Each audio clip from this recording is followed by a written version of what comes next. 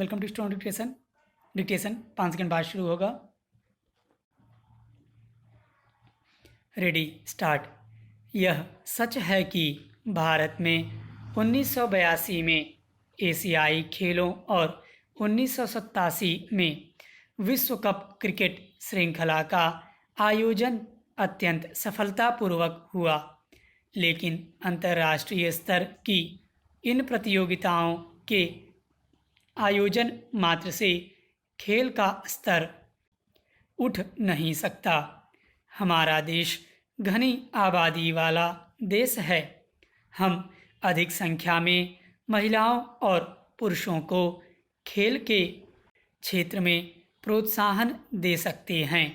सर्वप्रथम अच्छे खिलाड़ियों का चुनाव उनके बाल्यकाल से ही कर लिया जाना चाहिए।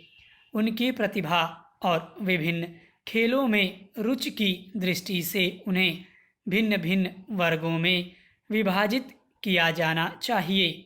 तत्पश्चात उन्हें उचित प्रशिक्षण की सुविधाएं उपलब्ध करानी चाहिए ताकि उनकी प्रतिभा का विकास हो सके।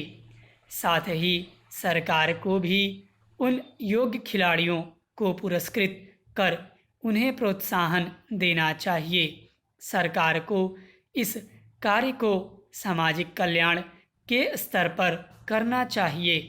खेलों में सुधार के लिए पटियाला में स्थापित खेल संस्थान की भांति अन्य स्थानों पर भी संस्थान खोले जाने चाहिए।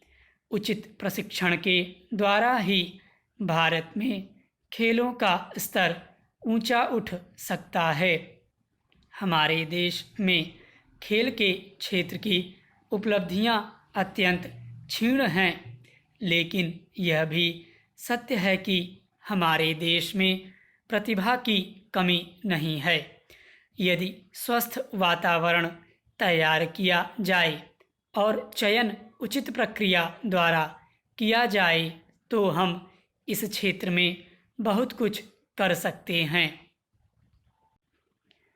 किसी वरिष्ठ खिलाड़ी के सम्मान के लिए कार्यक्रम या अंतर्राष्ट्रीय प्रतियोगिताओं के आयोजन द्वारा यह लक्ष्य प्राप्त नहीं हो सकता। इसके लिए अपने खिलाड़ियों को प्रत्येक सुविधा प्रदान कराना जरूरी है ताकि वे अपने खेल को गंभीरतापूर्वक लें। इन आवश्यक प्रयासों के द्वारा ही विश्व के खेल मानचित्र पर भारत का नाम अंकित हो पाएगा। शरीर और मन को अपनी पूरी क्षमता से कार्य करना चाहिए और वे अंग लचीले, सक्रिय और अपनी इच्छा के अनुरूप कार्य करने वाले होने चाहिए।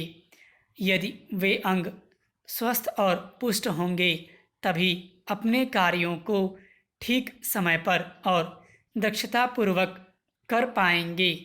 शरीर के अंगों को स्वस्थ रखने का सर्वोत्तम तरीका यह है कि शारीरिक दक्षता और परिश्रम वाले खेलों द्वारा व्यायाम करके उनको ठीक रखा जाए। वस्तुतः क्रीड़ा का महत्व यही होता है और कोई समाज ऐसा नहीं है जिसके पास अपने विशेष प्रकार के खेल न हों।